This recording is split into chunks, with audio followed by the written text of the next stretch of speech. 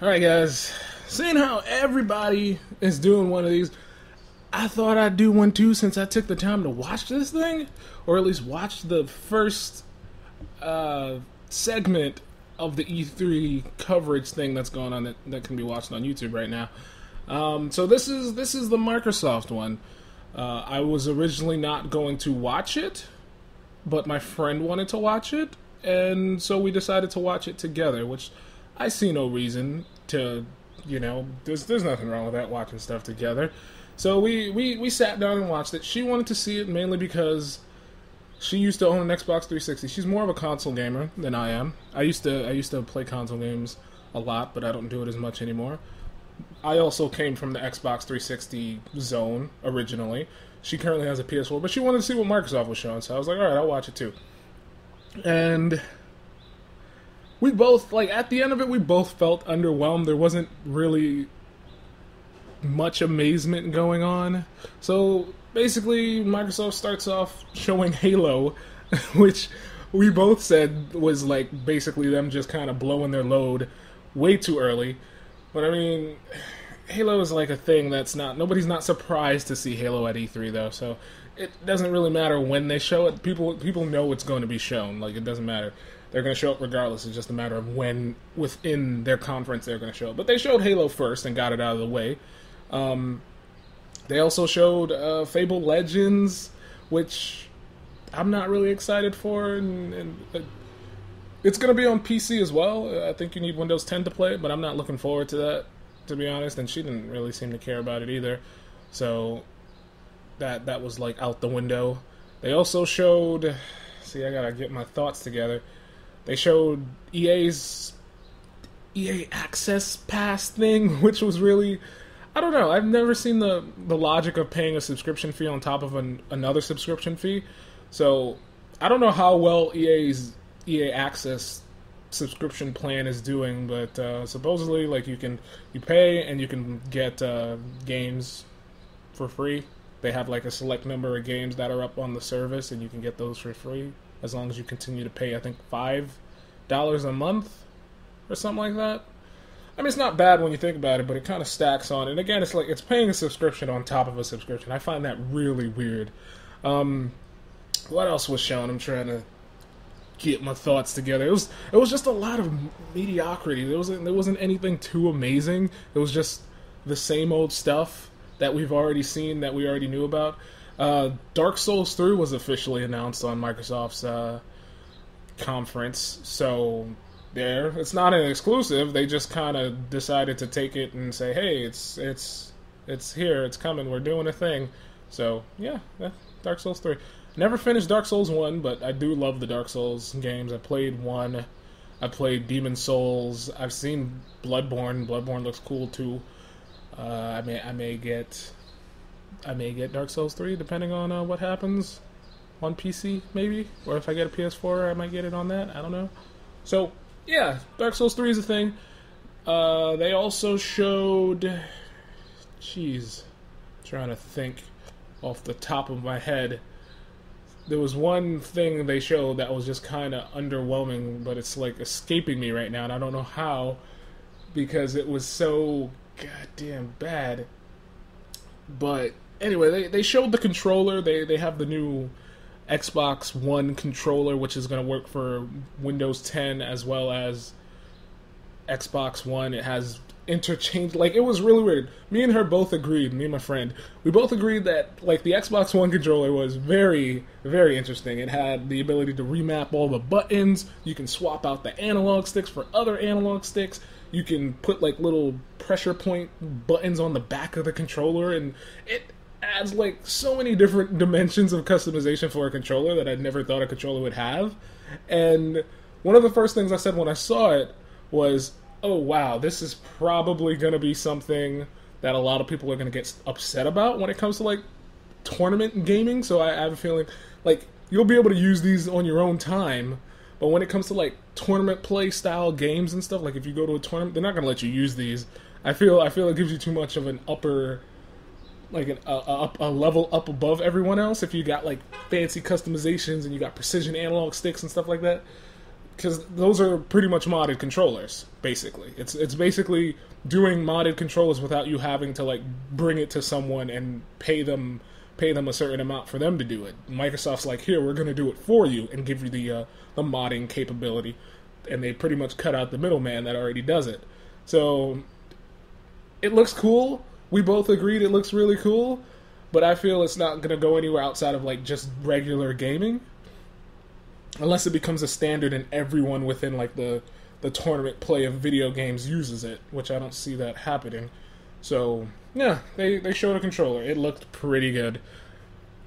They also had a segment for I just remembered what was the one that was, I don't want to say it was bad, but it was kind of funny because my friend was telling me about it. Bethesda decided to show footage of Fallout 4. And I was like, oh, this is cool, because I didn't see it yesterday. Apparently there was a Bethesda conference yesterday. I didn't see it. She saw it. And when we were watching, I think his name is Todd Howard, I can't remember, the Bethesda employee guy. He came out, the head of Bethesda or something. I don't know what his... I apologize. I can't remember his name on the top of my head.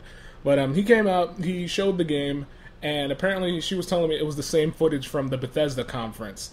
So they didn't even bother to like do any new footage, and she was like, why the hell are they showing this again? There's like no reason to, especially when they had their own conference specifically showing this footage. Is like, why are you coming back again and showing it?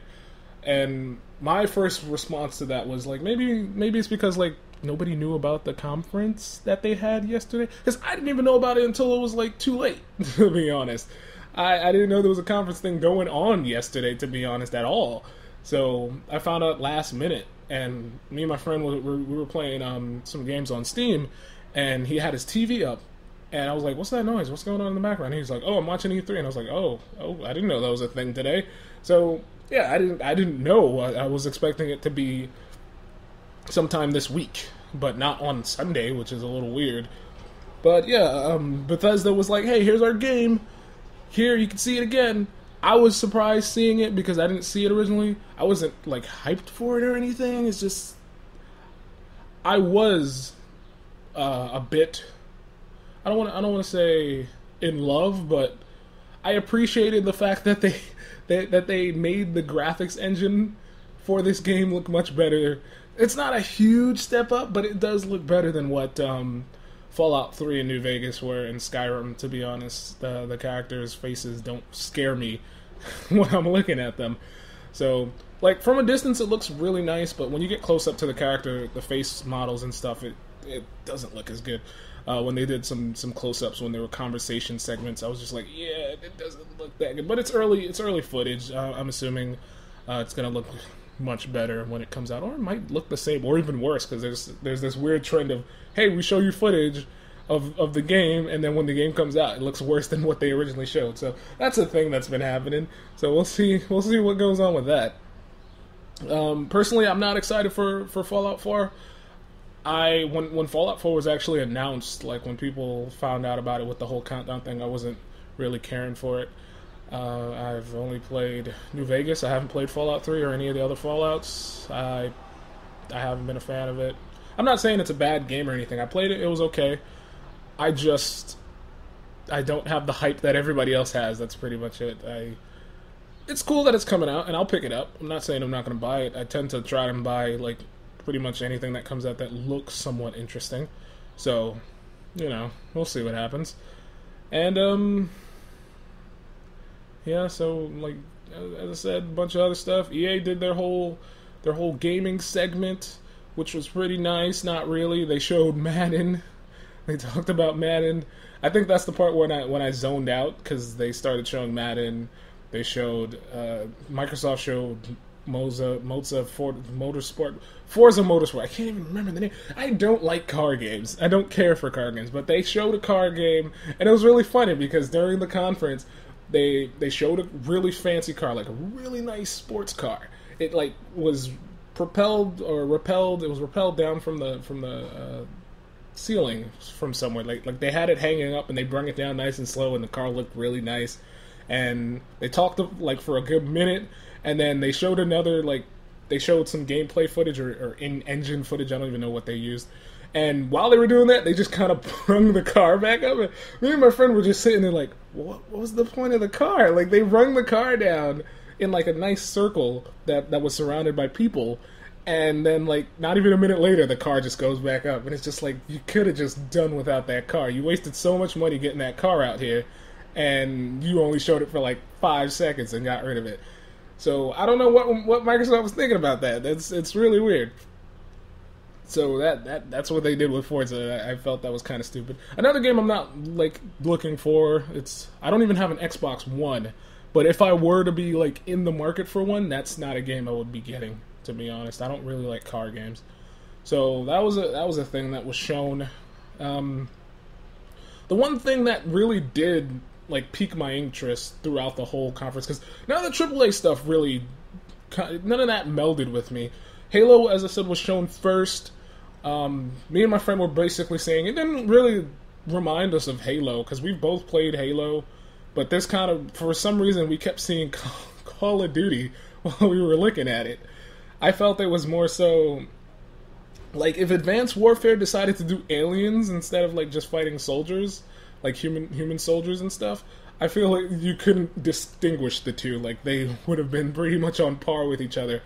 But they actually showed gameplay footage, and it was like 4-player co-op going on. They also showed multiplayer, Warzone multiplayer, which was a whole bunch of stuff going on. There were enemies fighting. There was human players fighting other human players. There were NPC controlled, like AI computer controlled players in the game that were like the aliens, and they could attack you, and they could also attack your enemies, and you could attack them and stuff. There's a bunch of like, it's basically a Warzone. A bunch of stuff happening, explosions, and I was like, yeah, that's okay. It reminds me of like kind of reminds me of Titanfall actually, with the AI controlled teammates that you get when you play that, like the little droid guys that are just there to make it look bigger than it actually is, to make it look like a real battlefield, basically.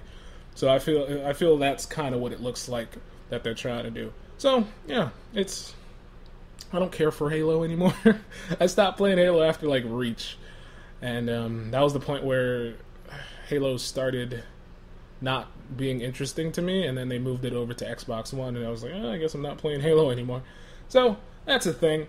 They also showed, which was really, at first, not even me, my friend, when they showed it, Rare was showing their series of games, and it wasn't like a nice fancy trailer, and it basically had the lights dim down and these like banners fall down with the games that they've made, like Battletoads, Perfect Dark, Banjo-Kazooie, and a bunch of that. And my friend was saying, oh, it's going to be like a Smash Bros. Or like a PlayStation All-Stars thing that they're doing here with Rare games.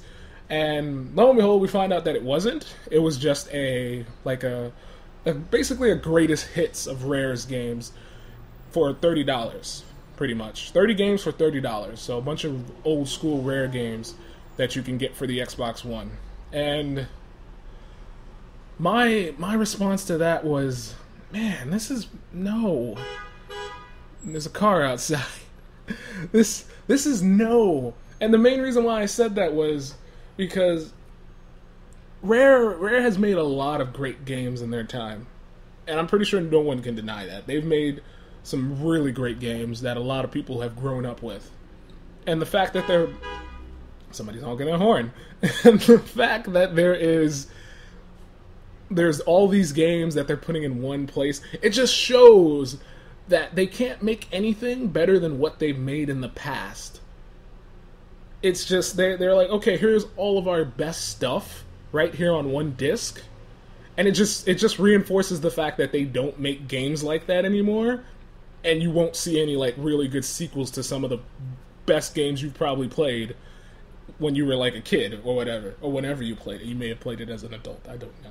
But, you know, like people have been wanting like a real sequel to Banjo-Kazooie in like forever, and they're not doing anything with it because Nuts and Bolts flopped. And if I remember correctly, some of the heads behind Rare left and started their own company, so now they're making Yooka-Laylee, which is a spiritual successor to Banjo-Kazooie. So there we go. We're getting one, just not the one that we wanted. It's basically the same way with Mega Man. Nobody was able to get any more Mega Man because Capcom didn't want to, play nice Kenji Inafune left, and he basically went and did Kickstarter, and now he's got Mighty Number 9. Also, Kenji Inafune has a game. it's what was, I can't remember what it was called. I think it was like Recore or something like that. They showed a CGI trailer of it. It was basically a chick fighting a bunch of like robot things, and she had like a little pet robot dog type thing, and it used like a self-destruct. It was a CGI trailer. I don't get hyped for those. It's pointless to get like excited for those. My friend said it looked interesting. I was just like, it's a thing. I'm not saying it's going to be bad or anything, but I personally don't get anything. Like, I don't go, oh my god, it's going to be so cool when I see a CGI trailer. I just basically go, okay, where's the gameplay footage? I want to see what the game actually looks like when you're playing it. I don't want to see a CGI trailer, because that doesn't work. Like, CGI trailers don't work in the same way how movie trailers work. Because when you see a movie trailer, what you see in the movie trailer is what the movie is basically going to be. You don't get direct control on what goes on in a movie compared to a game. So whenever I see a CGI trailer for a game, I just go, this does not gel with me well. I want to see actual gameplay. I want to see what I'm actually going to be playing, not what you guys want to fabricate and show me. So that's basically how I felt when I saw it. I didn't say it like that, but that's my feelings towards everything that they show on E3. Doesn't matter which conference. Anything on E3 that's a CGI trailer, that's how I feel about them. Or trailers in general that are CGI trailers. That's how I feel about them. I want to see actual gameplay to see what the game looks like. I won't get excited for your game until I see what the game plays like. And even then I still feel skeptical, because they usually have like these little closed demos where nothing really happens and nothing unexpected happens. They plan it out perfectly so it works, so they can show off all the best assets of the game. And it just kind of it doesn't gel with me. Well, that's basically what I'm trying. I know I'm going on a long rant about this, but it just does not gel with me. And but yeah, I was saying earlier, the one thing that got me really excited was this music that's playing outside, and the indies that they showed. And it wasn't even a matter of, oh my god, these indies on the Xbox One are going to be the best. It was just me more excited for the indies and wondering if they're going to be on the PC. That was more so what I was excited for. So when the indies showed up, they looked real. They had promise. They looked different. They kind of pulled away from the norm of what what Microsoft is trying to do with their games, and do like one of them I think was called Beyond Eyes, where you play as a girl who's blind and you kind of feel around your environment and stuff, and it's like it's got this watercolor paint style to it, and it looked really nice. There was also another one I think called The Fire and the Flood or something like that, and I thought that one looked really interesting too. It was like a survival. I like the art style as well for it. It's like a survival single player type game, kind of like Don't Starve. And like they showed a few other ones that weren't that great, but like those were the ones that kind of stuck with me when I saw the indies, those particular games. I know Ubisoft showed some stuff as well. It just popped in my head. I didn't even find it, but it popped in my head. The other game they showed was the Rainbow Six Siege game, which is like the I think it's like 4-player co-op or 5-player co-op, like 5-on-5 or something like that, where you breach into a location and either save a hostage or disable a bomb or something like that. And they showed The Division, which is like an MMO third person survival type game thing with like futuristic tech. And when they first showed that, I thought that was a little interesting. They showed it again. I still am somewhat interested in it, just because I really like survival games. So I'm like scrolling up and down looking at what else they showed at the Microsoft conference, just to give my honest feedback, basically. So yeah, like I kind of want to check those out, but it's like Ubisoft seems to make games that are just like semi-broken. It's just you want to like their games, but they always manage to like rush them out or like pump them out too often, and they turn out being pretty bad. So that's pretty much what they did. Other things they covered was Gears of War is getting a remastered edition. They're going to be remastering that for the Xbox One. And they're also coming out with Gears 4. It's not even called Gears of War anymore. It's just Gears 4. and me and my friend were watching it. She got bored of the little trailer that was going on. Well, it wasn't even a trailer; it was actual gameplay. But she got bored of it because it was dragged on for so long. They were pretty much chasing something in the dark for a while, and it was really dark, and she couldn't see, and she was complaining about it the whole time. And I could barely see. I was able to see, but barely. And it dragged on much longer than it needed to, is basically what was going on there. And then they finally showed some enemies at the end, and the characters find them. Seems like two new characters, two characters I haven't seen. I haven't really played Gears of War since Gears of War 2, but I've somewhat looked at Gears of War 3, and from what I've seen, those two characters don't look like anybody I recognize, but I could be wrong, because as I said, I haven't played through them, so I wouldn't know. But yeah, it's a thing. That's a thing. In terms of the indie stuff, they showed DayZ, which I completely forgot about, and they also have right here, because I'm reading it right now, The Long Dark and Elite Dangerous is going to be on it on the Xbox One, so that's really, really different. I don't really like the fact that early access games from Steam that aren't even done are planned to come out on Xbox One and PS4. I have no problem with indies coming out on the consoles, but I don't want like the support of these games that are like half-assed. DayZ has been in development for like how long? And if I remember correctly, Dean Hall left. I think that was the guy's name, and he was actually in the conference talking about a completely different game. So like he left his original development team to go start up another development team to make a different game because he felt he didn't want to. I don't even remember what he said. Something about grenades and him being a grenade or some shit like that when he left. So he left to go make something else, and then he came and showed it. I think it was called Ion, and it didn't really look that interesting to me, but it was just a CGI trailer, so I didn't really pay too much attention to it. So yeah, it's just kind of weird. Also, Ark is going to be on the next gen consoles as well, which is, I just don't like the fact that all of these early access games are coming to next gen consoles. I don't even like the fact that they're on PC, because some of them are just like half-assed, and other ones are just like copy and paste over and over, like the survival ones. So it's those are things that are happening. And there's a cop car coming by, so get ready for that. There was also another game called Ashen, which kind of reminded me of Dark Souls. And the way how they described it, it pretty much sounded like Dark Souls, and they showed some CGI trailer for it. And so yeah, it's pretty much Dark Souls with a different art style. Rare showed a game. Things are just popping in my head, and I just don't want to leave anything out. Rare showed a game. I think it was called Sea of Thieves or something like that. It's basically a pirate game.